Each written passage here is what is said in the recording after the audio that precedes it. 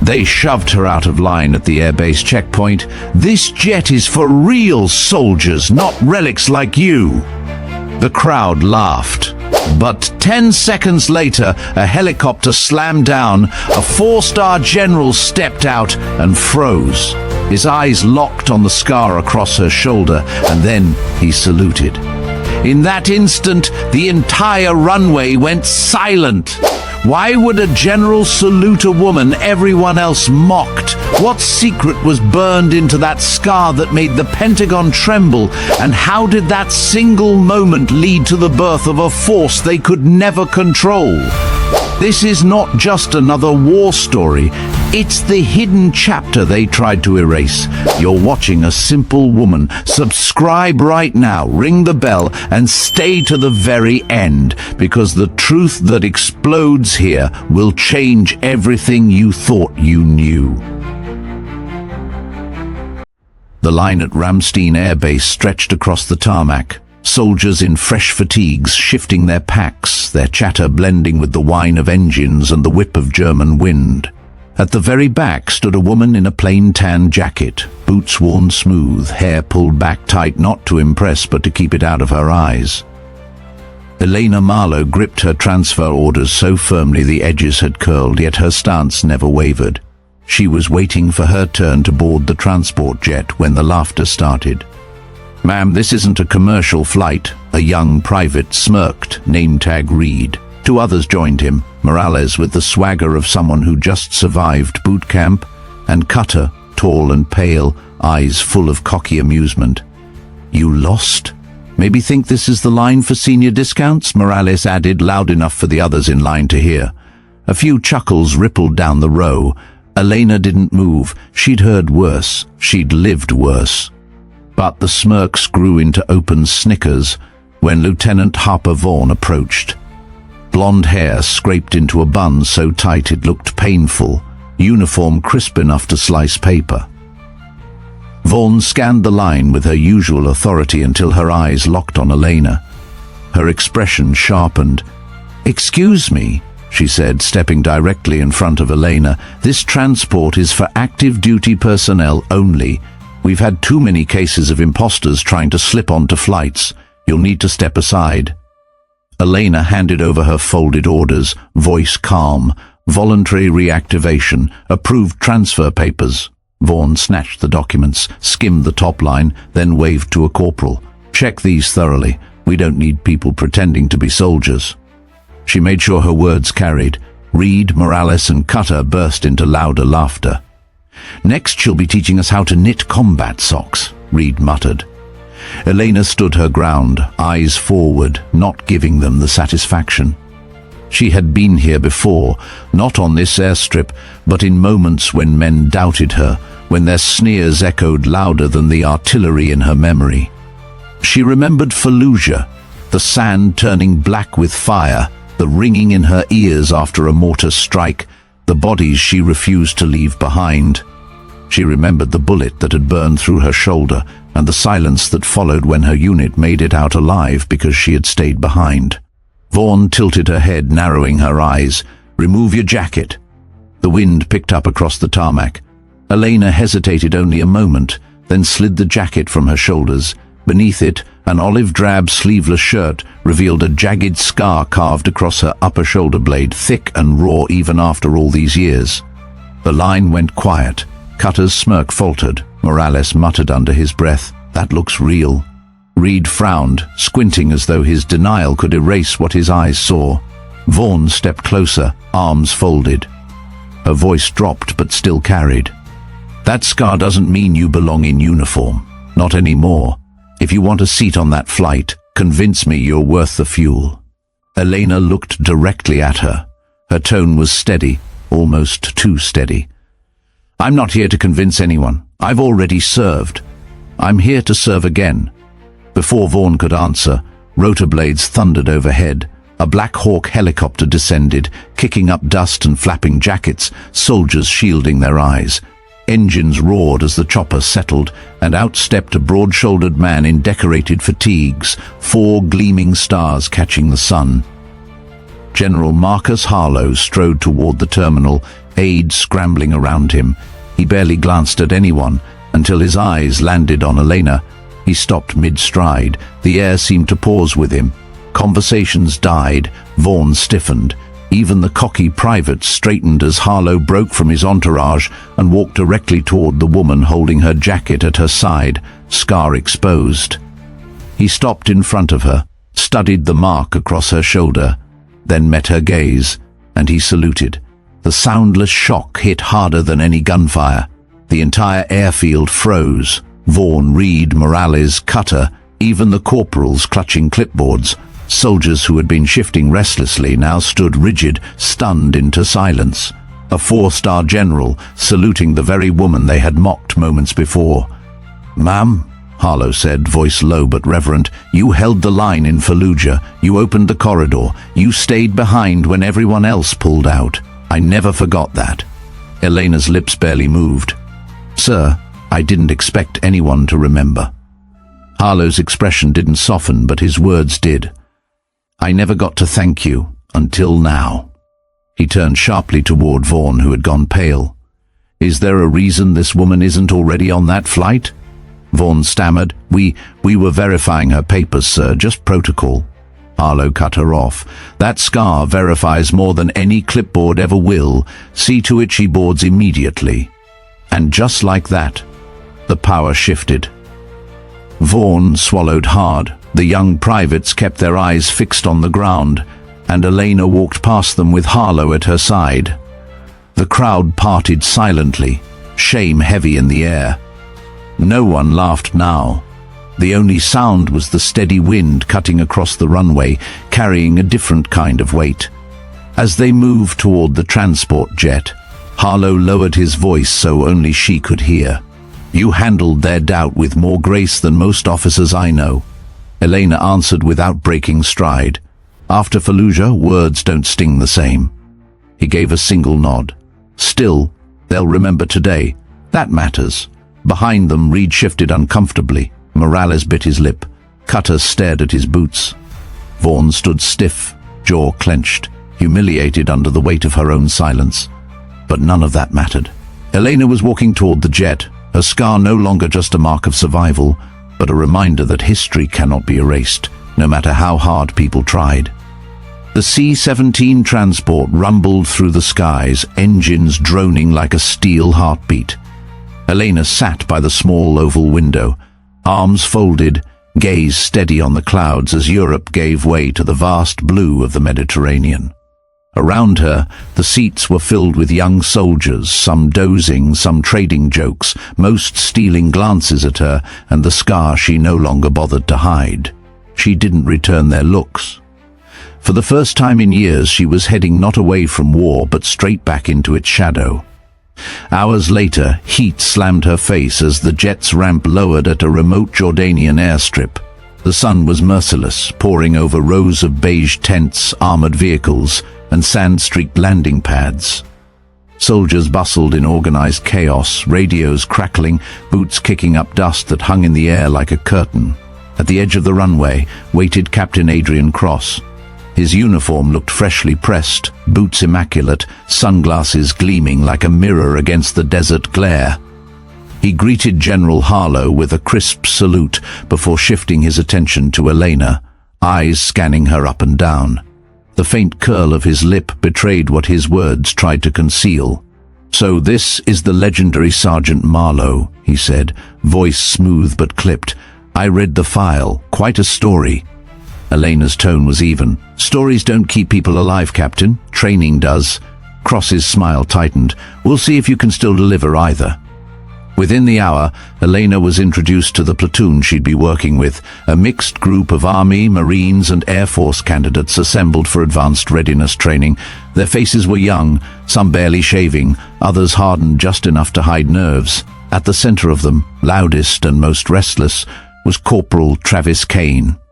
Kane stood with his sleeves rolled high, jawline sharp, eyes flashing with the arrogance of someone who thought war was a stage for glory. He sized Elena up openly, then muttered to a buddy, "What's she gonna teach us? Knitting under fire." Laughter broke out among a few, quickly silenced when Elena's gaze cut across the group like a scalpel. She said nothing, just studied them one by one until the chuckles died on their own. The first days of training were brutal. The desert gave no mercy, neither did Elena. She marched them through tactical drills under the blinding sun, ordered full-gear sprints across rocky ridges, demanded calm precision even when their lungs screamed for air. She didn't raise her voice often, but when she did, it cracked through the heat like a whip. By the third day, the simulation village was set for a live stress test. Concrete huts and burned-out vehicles formed a maze designed to replicate urban warfare. Explosive charges had been rigged to pop without warning, smoke grenades concealed in shadows, instructors hidden with remote triggers ready to unleash chaos.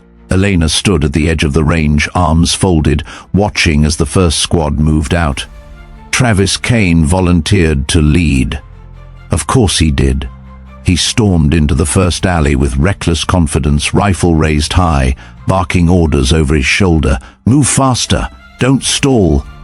His team scrambled behind him, eyes wide, formation broken. The air cracked with a flashbang detonating just feet from his leg. The explosion rattled windows, smoke billowed. Kane yelped, dropped his weapon, stumbled back blinded and disoriented. Two members of his squad froze in the middle of the alley, shouting at each other instead of covering angles. Another tripped over debris, leaving the entire team exposed. The exercise had spiraled into chaos in under 60 seconds. Elena was already moving. She slipped into the alley, calm in the haze, her voice cutting like steel. "Cover left! Pull him out of the kill zone, now!" She grabbed Kane by the harness and yanked him behind cover with a strength that stunned him. To the soldier on the ground she barked, "On your feet, weapon ready, eyes up!" Her commands were so sharp, so precise, that the team snapped back like marionettes on strings. Within moments, the squad was moving again, slower now, tighter, steadier. When the simulation ended, Kane stood red-faced, sweat streaking his brow, still blinking away the effects of the flashbang. The others gathered, breathing hard, waiting for Elena's verdict. She let the silence burn until it became unbearable. Then she spoke. "You think yelling louder makes you a leader?" Her words cut directly at Kane. "You nearly ghosted your entire squad because you forgot the first rule. Slow is smooth, smooth is fast. You rush, you die. You lead like this again and you'll take more than yourself into the ground." Kane opened his mouth, but nothing came out. He nodded once, jaw tight, shame flushing his neck. Elena turned to the rest of the squad. "You're not here to impress me. You're not here to play soldier. You're here to survive. And if you can't survive a simulation, you won't survive what's waiting out there." The group stood in silence, sand shifting under boots, the weight of her words heavier than the desert heat. Captain Cross approached from behind, arms folded, expression unreadable. "You've made your point, Sergeant," he said quietly. "But don't forget, these are still recruits. Break them too hard, and they'll crack." Elena didn't even look at him. Better they crack here than on the battlefield. Cross's jaw tightened, but he said nothing more. The squad dispersed slowly, sweat-soaked and shaken, but their eyes no longer dismissed her. For the first time, respect edged through the doubt. As dusk settled over the camp, the desert cooling but never gentle, Elena sat on a battered crate outside the barracks. She cleaned a training rifle in silence, the familiar rhythm soothing, her scar pulling tight with every movement of her arm. Around her, recruits passed in small groups. Some nodded respectfully, a few glanced away in shame. Travis Kane approached last, shoulders hunched, weapons slung low. He stopped a few feet from her, hesitation written all over him. "I was an idiot back there," he muttered. "Thought I had to prove something. Didn't realize I was just putting everyone at risk." Elena set the rifle down, met his eyes. "Don't try to lead until you've learned how to follow. You get that right, the rest will come." He nodded, silent, then walked away into the shadows. The desert wind carried nothing but silence. But for Elena Marlowe, it was the first sign that the unit might yet be worth saving. Night in the desert was never quiet. The air vibrated with distant generators, the occasional crackle of a radio, the scuff of boots against sand. But to Elena, it felt like silence. The kind of silence that forced old memories to crawl out from shadows. She lay awake on her cot in the barracks, staring at the corrugated ceiling, hearing echoes from Fallujah that refused to fade. The alley had been choking with smoke. Her shoulder torn open by a sniper's round, her blood pooling as she dragged herself to higher ground. Below, her squad scrambled, voices breaking over the comms. She remembered David Rourke, her spotter, pressing a blood-soaked hand to his stomach, whispering through clenched teeth, "I got you, Elena, I got you." Then the world had gone white with mortar fire, and when she woke in the medical tent days later, they told her Rourke never made it out. She rolled onto her side, jaw tight, eyes shut against the memory. That night he'd been buried twice, once by rubble, once by silence. The following morning, Captain Cross summoned her to the ops tent. Maps littered the table, screens flickering with satellite images. Cross handed her a manila folder, sealed and marked confidential. "Came through last night," he said. "They want your eyes on it." Elena opened it slowly. Inside was a grainy photograph of a prisoner, beard overgrown, face thin but unmistakable. Her heart stopped. David Rourke. The note beneath was blunt, unconfirmed sighting, Syrian border, held by militia cell, source unreliable. Her throat tightened. "This is real," she said quietly. Cross shrugged. "Or it's disinformation. Intel leaks like sand through a sieve. Half of what we get is garbage." "Not this," Elena snapped, surprising herself with the sharpness in her tone. "That's Rourke. I'd know him anywhere." Before Cross could reply, the tent flap opened. Colonel Lionel Mercer entered, tall, rigid, every inch the career officer who wore authority like armor. His eyes swept the room before locking on Elena. He spoke as though the air itself had to obey him.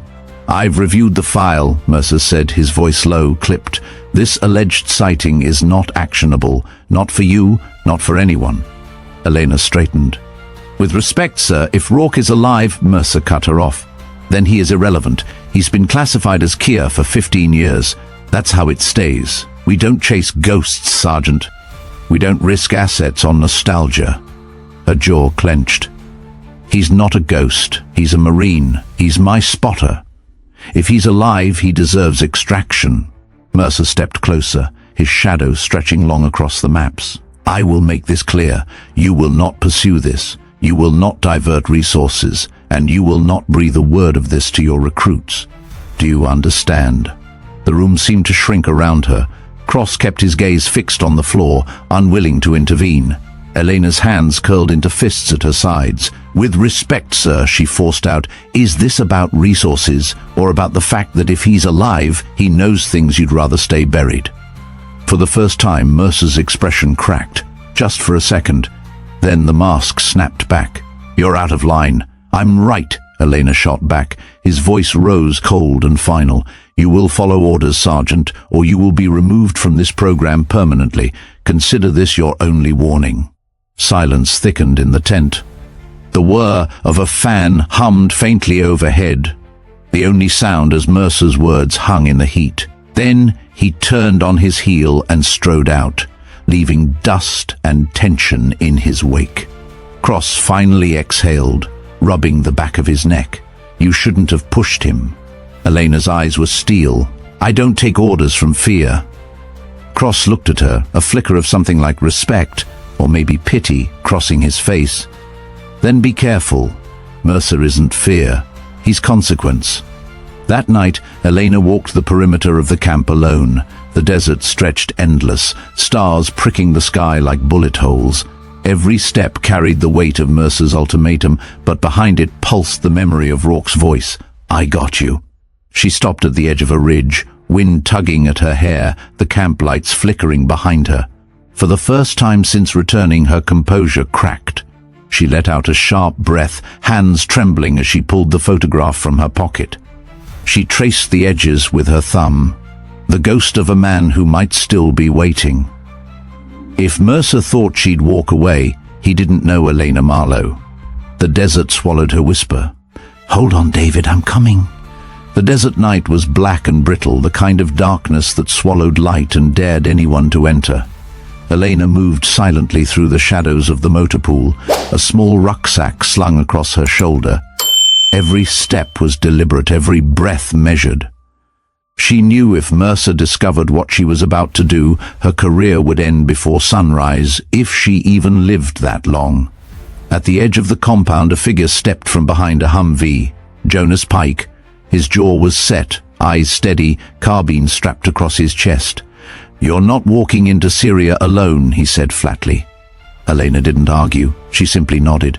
Pike had been one of the few who never flinched under her commands, the kind of soldier who spoke little but moved mountains when the moment demanded it. They moved out under the cover of starlight, slipping past the wire with forged clearances and a commandeered jeep.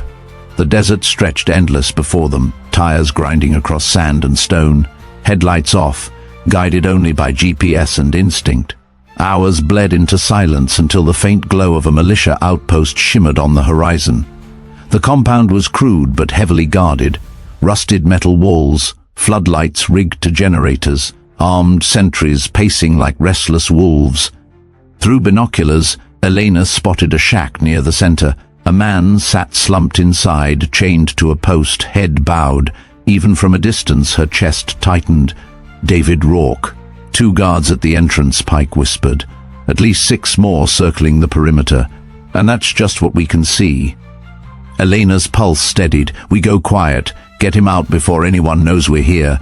They crawled low through the sand, slipping between blind spots in the patrols, the silence broken only by the occasional murmur of Arabic and the hum of generators. At the perimeter wall, Pike cut a section of wire with steady hands. They slid through, weapons raised, hearts pounding in unison. The first guard never saw them. Pike's arms snaked around his neck, silent struggle ending in seconds. Elena eased the body to the ground, eyes already scanning for the next. She moved like she had in Fallujah, fluid, efficient, a shadow with purpose. At the shack, she signaled Pike to cover. She pushed the door open slowly, rifle raised. Inside, the stench of blood and sweat hit her. Chains rattled. David Rourke lifted his head, eyes sunken but alive. "Elena?" His voice cracked, disbelieving. She rushed forward, cutting the restraints with a blade. "It's me. I'm here." His body sagged against her, weak from starvation, but his hands clutched a small bundle beneath his shirt. "I kept it safe." Before she could ask, a shout rang out outside. A sentry had spotted movement. Floodlights flared, gunfire erupted, bullets chewed into the shack's walls, sparks flying. "Move!" Pike shouted, tossing a flashbang out the door. The blast cracked the night, stunning the guards long enough for them to push through. Elena dragged David, Pike laying down covering fire, the 3 of them sprinting into the chaos. Tracers carved red lines through the dark. Sand exploded at their feet. Pike clipped a gunman with 2 clean shots, then grabbed Elena's arm, pulling her toward the cut section of the fence. They tumbled through as shouts rose behind them, engines roaring to life. The jeep roared across the dunes, headlights still off. David slumped in the back seat, groaning but alive. Gunfire faded into the distance, replaced by the ragged breathing of survival. Only then did Elena see what David had been clutching. A hard drive wrapped in rags, edges dented and scorched. "What is that?" she demanded. David's voice was hoarse but urgent. "Intel, records. I copied everything. Before the strike. Names, operations, black files they buried with us. Fallujah wasn't just a firefight, Elena. It was a cover-up." Her stomach dropped. The air felt heavier than the desert around them. They knew civilians were inside the corridor, David rasped. Command gave the order anyway, and Mercer was there. He signed off on it. "That scar on your shoulder wasn't the only wound from that night. They buried the rest under classified lies." Elena's hands tightened on the wheel. The jeep bounced violently over a dune, but her grip didn't falter. Pike swore under his breath, the weight of David's words cutting deeper than any gunfire. "Mercer will kill for this," Elena muttered. David coughed, eyes fierce despite his weakness. "That's why I couldn't die. Someone had to carry the truth. Now it's yours too." They drove in silence, the stars endless above them, the hard drive between them heavier than stone. For years, Elena had believed her scar was the only testimony of Fallujah. Now she knew it was just the surface of something far darker. Back at the Jordanian border, the jeep slowed to a crawl. The compound lights were faint dots in the distance behind them. Pike finally spoke. "Once Mercer finds out, he'll come after all of us. He won't stop." Elena's jaw set. "Then we don't give him the chance." The jeep rolled into the shadows of the base, engines cooling, the desert wind carrying the promise of a storm. Elena looked at the man slumped beside her, barely alive but clutching the truth like a weapon. For 15 years she had carried the guilt of leaving him behind. Now she carried his burden too. The war hadn't ended, it had just shifted. And Elena Marlowe was no longer fighting for survival. She was fighting for the truth. The courtroom inside the Jordanian command center wasn't built for grandeur. It was built for intimidation. Fluorescent lights hummed above steel tables, the air thick with recycled dust and authority. Elena sat in the defendant's chair, wrists free but posture chained by the eyes boring into her. Around her, officers filled the benches, their uniforms pressed, their expressions carved from judgment. Colonel Lionel Mercer presided at the front, not as judge but as prosecutor, his every word sharpened like a bayonet. "Sergeant Elena Marlowe," he began, voice echoing across the room, "stands accused of disobedience under Article 92, dereliction of duty, and unauthorized cross-border action that endangered U.S. personnel and compromised operational security." He let the words linger, scanning the room, ensuring each officer absorbed their weight. She acted on false intelligence. She disobeyed direct orders. And in doing so, she jeopardized the very men she claimed to protect. Elena kept her eyes forward, jaw tight. She had no lawyer, only the truth. And the truth in Mercer's hands was a weapon bent against her. Mercer leaned closer to the panel of officers. "We cannot allow individuals, no matter their decorated past, to undermine chain of command. If we do, we replace order with chaos, discipline with anarchy. Marlowe is not a savior. She is a liability."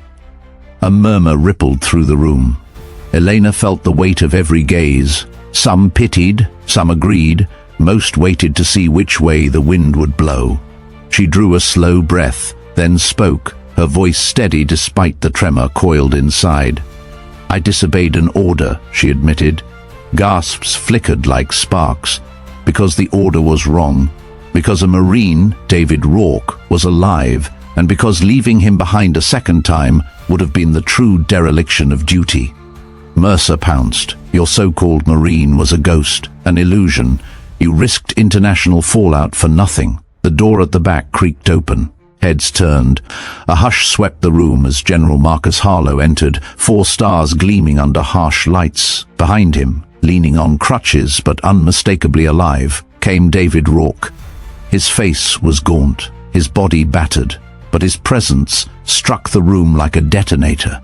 Mercer froze mid-sentence. Harlow's voice carried like a hammer.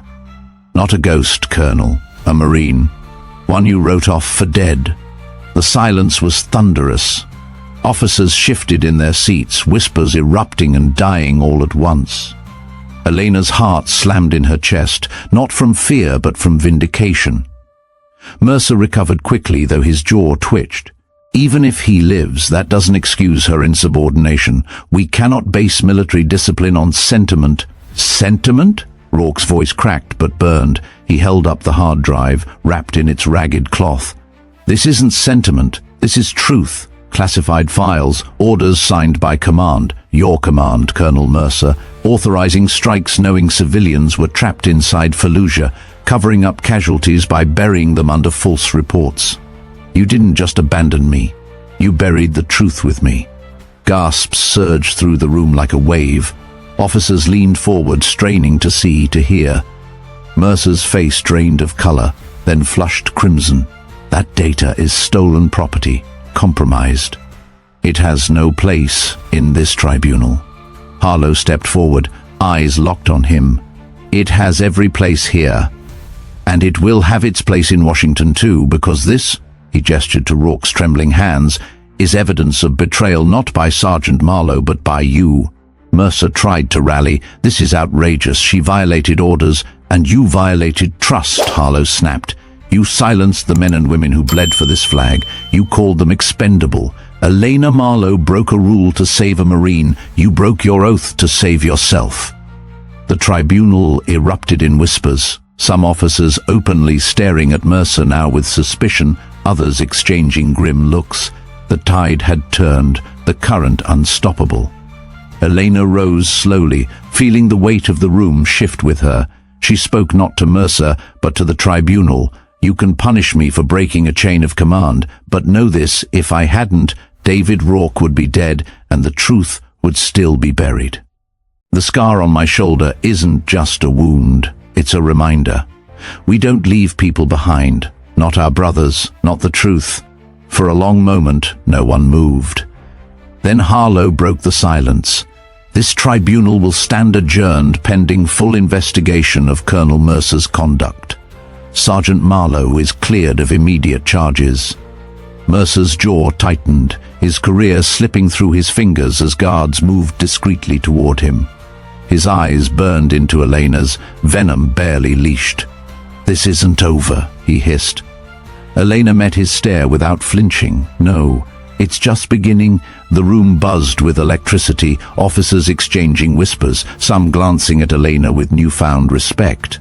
For the first time since stepping back into uniform, she wasn't just surviving the weight of her past, she was turning it into a weapon. As the tribunal dispersed, Rourke gripped her arm, his voice raw. "You saved me. But Elena, the files go deeper than Mercer. What we've uncovered, it won't stop here." Her eyes hardened. She already knew.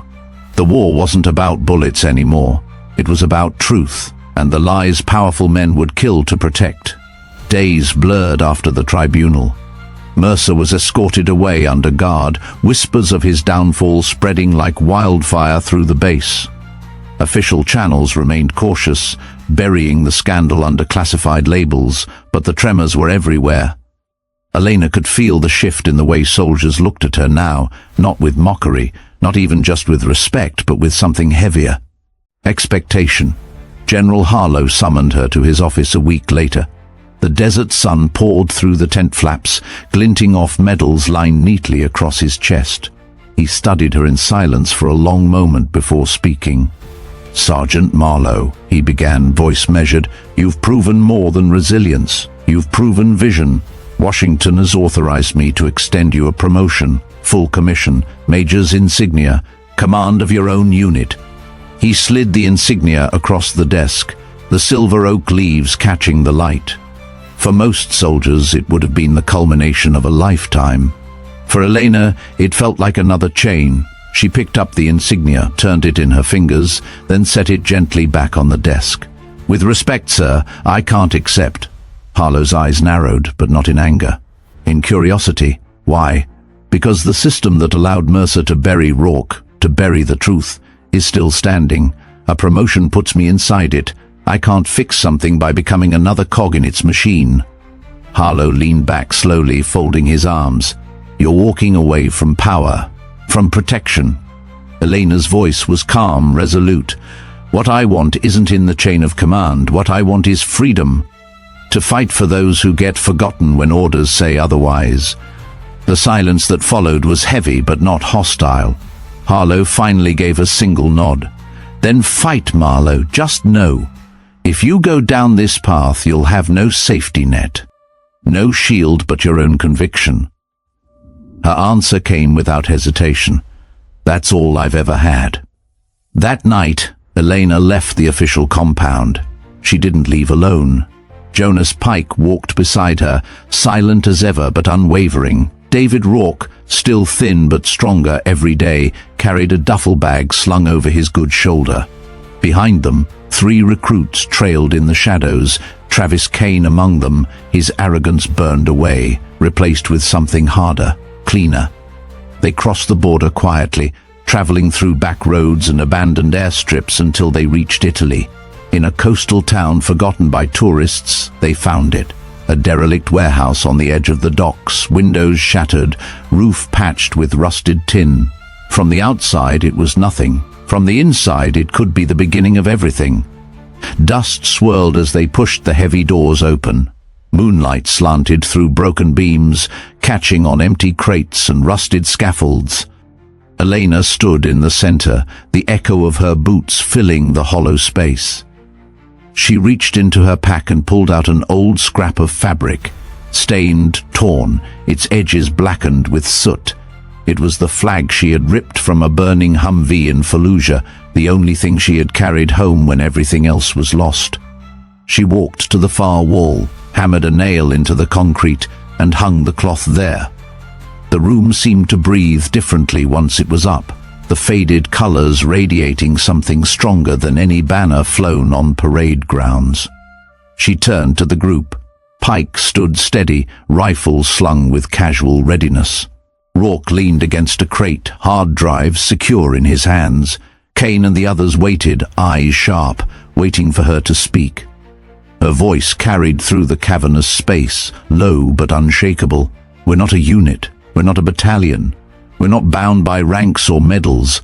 We're bound by something else, by the truth we carry, by the people left behind, by the promise that if no one else answers, we will." She paused, looking each of them in the eye. "From tonight on, we are the Forge, not because we were given power, but because we were tempered by fire. And from that fire, we are stronger than they'll ever understand."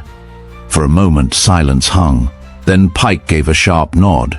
Rourke managed a grim smile. Kane stepped forward, slamming his fist to his chest. "The Forge," he echoed. One by one, the others repeated it, the name bouncing off steel walls, transforming the hollow warehouse into something alive. Outside, waves crashed against the docks, the sound rolling like distant artillery. Inside, the small band of soldiers stood beneath the tattered flag, shadows stretching long across the floor. They weren't many, they weren't official. But in that moment, they were unstoppable. Elena looked up at the flag, the scar on her shoulder burning like a brand. For years, it had been a reminder of survival. Now it was a symbol of rebellion. "They'll come for us," Pike said quietly. Elena's gaze never left the flag. "Then, let them. We'll be ready." The Forge had been born, not in ceremony, not in orders, but in defiance. And as the first light of dawn crept through the broken windows, the world outside remained unaware that a force unlike any other now stood in the shadows, forged by truth, bound by silence, and ready to fight the battles no one else would. The warehouse lay quiet at dawn, the flag swaying gently in the draft that seeped through broken glass. Outside, the city stirred awake, unaware of what had been born in its shadows. Elena stood apart from the others, the scar on her shoulder aching with the chill. For years it had marked her as a survivor. Now it marked her as something else, someone unwilling to bow, someone ready to fight a war no official seal would ever recognize. The Forge was not a unit anyone would list in a roster, not a battalion anyone could parade. It was a handful of soldiers, hardened by betrayal, bound by scars, and carried forward by a promise too heavy to ignore. Pike's quiet strength, Rourke's haunted knowledge, Kane's raw determination, they were proof that fire could temper steel, that silence could carry more weight than noise. And as Elena stepped toward the door, sunlight catching the edges of her profile, she understood the choice she had made. She had walked away from the safety of titles and protection, away from the machine that had once tried to erase her. What she had chosen instead was harder, lonelier, but truer. Freedom, conviction, a fight that would never end. The world would never know her name, not officially, not in medals or citations, but those who stood beside her would. And in the quiet corners where orders failed and politics strangled the truth, the Forge would burn like a hidden flame, waiting to strike when no one else could.